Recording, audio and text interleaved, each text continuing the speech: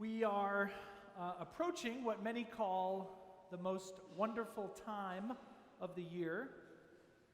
That's right, it's basketball season.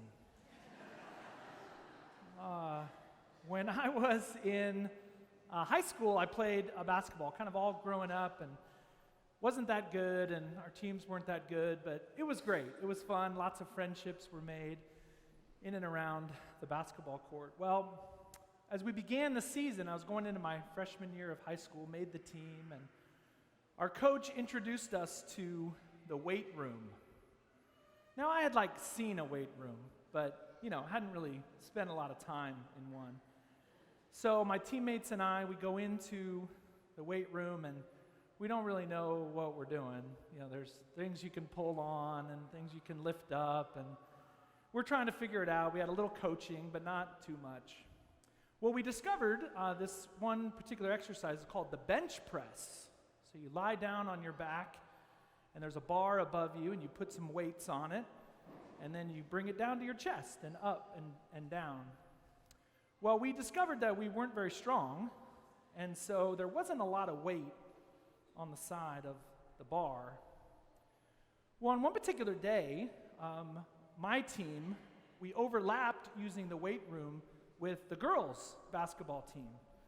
So we were kind of finishing up, and the girls' team came in. Well, there was an immediate change in our attitude.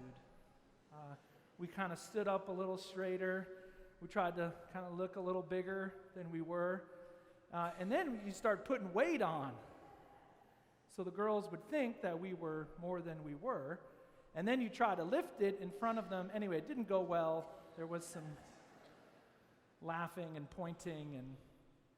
But it reminded me of just the kind of tendency that we have to try to look better than we actually are.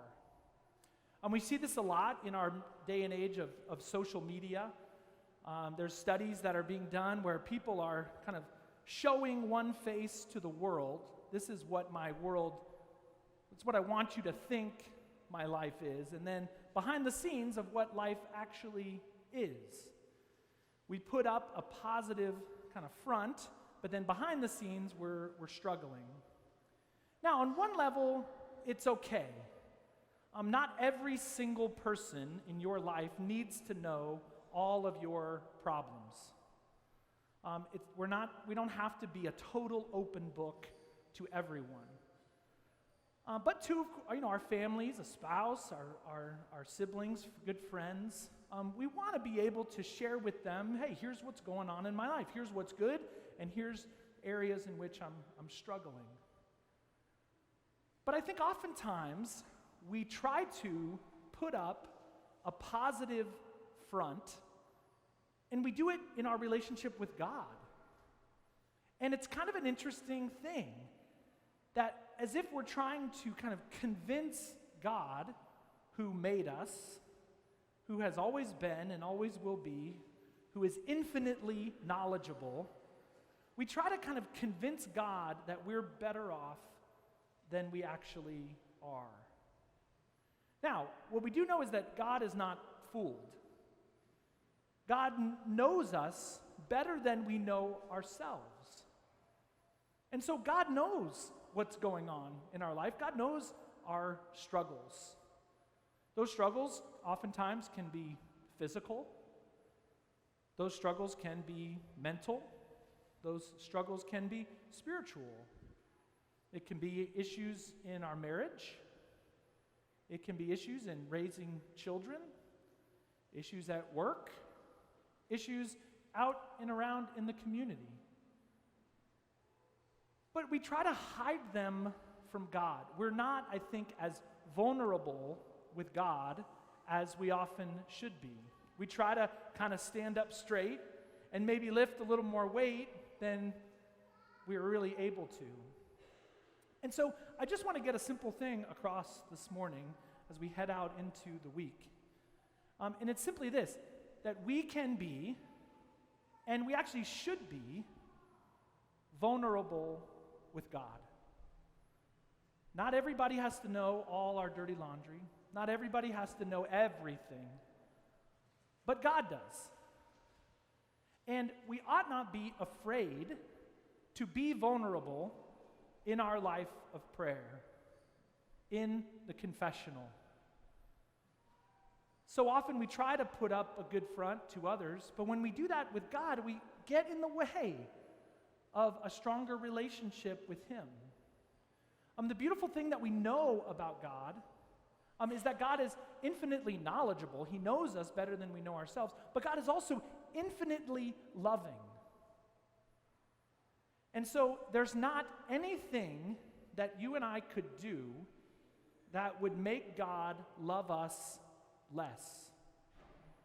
I think that's sometimes where we hide things. Well, if God knew that about me, maybe God would love me less. It's a lie. Don't believe it. It's not true. And so there ought to be a certain vulnerability in our life of prayer. And we see that kind of played out in the second reading today. St. Paul writing to the Thessalonians. St. Paul, all over his writings, he writes about his weakness. Paul says it all over the place. Paul calls himself weak. He says, among all sinners, I am the greatest. He constantly is drawing attention to his own shortcomings. And he does that not to make us feel sorry for him. He does that to try to get across to his readers, to us, how much he needs the Lord. So in the second reading today, all over that reading from Paul to the Thessalonians is Paul's weakness and the strength that comes from a relationship with Christ. We're weak. Life is not as rosy as we can make it sound or make it look. Right? We have issues. We have weaknesses. We have sins. And so we're drawn deeper and deeper into a relationship with Jesus Christ, who is our strength. If I'm weak, from where will my strength come? And as Christians, we would say our strength comes from the Lord. Our strength ought to come from God, our Father, who loves us and desires to have this personal relationship with you and with me. So whatever our weakness is, they might be few, they might be many. My encouragement this week is simply to be vulnerable with God, to not hold back, not try to put up a good front, not try to obfuscate from God what might be going on in our life, but rather to lay before Him, Lord, here's where I am. Here's what's going wrong. Here's where I'm weak. Lord, be my strength. And especially today as we receive the Eucharist, we receive Jesus into our very bodies. We receive His life. We receive His grace. We receive His strength. So let's not be shy about our weaknesses. Lay them before the Lord and allow this week for Christ to be our strength.